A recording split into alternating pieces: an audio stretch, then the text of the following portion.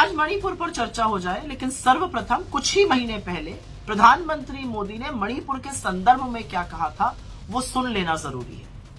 साथियों, एक समय था जब मणिपुर को पहले की सरकारों ने अपने हाल पर छोड़ दिया था।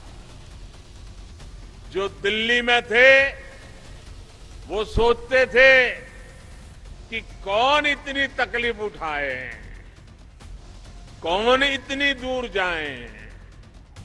जब अपनों से ऐसी बेरुखी रहेगी तो दूरियां बढ़ेगी ही। तो सुना आपने, लेकिन 40 दिन से ऊपर हो गए, मणिपुर लगातार जल रहा है। मणिपुर इस देश का हिस्सा है, इस देश का एक राज्य है। हिंसा का यह आलम है कि लोग एक दूसरे के खून के प्यासे हुए पड़े। 103 लोगों से ज्यादा की मौत हो चुकी है। 60,000 से ज्यादा लोग विस्थापित हो गए। तमाम बिल्डिंग फूंक दी गई है। आम लोगों का, विधायकों का, सांसदों का घर तो जल के स्वाहा हो ही गया था। अब बीजेपी के अपने एक मंत्री का घर जल के खत्म हो चुका है। कानून व्यवस्था पूरी तरह से ध्वस्त है। स्थिति नहीं संभल रही है, इनफैक्ट बद से बदतर होती जा रही है। लेकिन ऐसा प्रतीत होता है कि दिल्ली की भाजपा सरकार को मानो कोई फर्क ही नहीं पड़ रहा है। स्थिति राज्य सरकार से कंट्रोल नहीं हो रही है। दिल्ली के हुक्मरान हाथ पे हाथ धरे बैठे हैं। ऐसा नहीं, अमित शाह गए थे वहां पर, लेकिन वो पर्यटन करने गए थे या समस्या का समाधान खोजने गए थे, मुझे नहीं पता। मैं नहीं समझ पा रही हूं, क्योंकि उनके आने के बाद से तो हिंसा और भड़क गई है। कर्फ्यू लगा हुआ है और लगातार हिंसा हो रही है, लगातार लोग मारे जा रहे हैं। तो स्थिति इतनी कंट्रोल से बाहर कैसे हो गई है?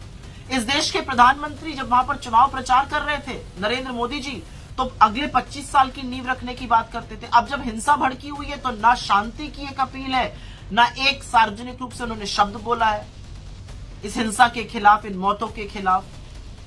और अब तो वो भयावह सच सामने आ रहे हैं जहां पता चल रहा है कि चुनाव जीतने के लिए हेमंतो बिस्व शर्मा, राम माधव और भारतीय जनता पार्टी ने मिलकर उग्रवादी संगठनों का सहारा लिया था।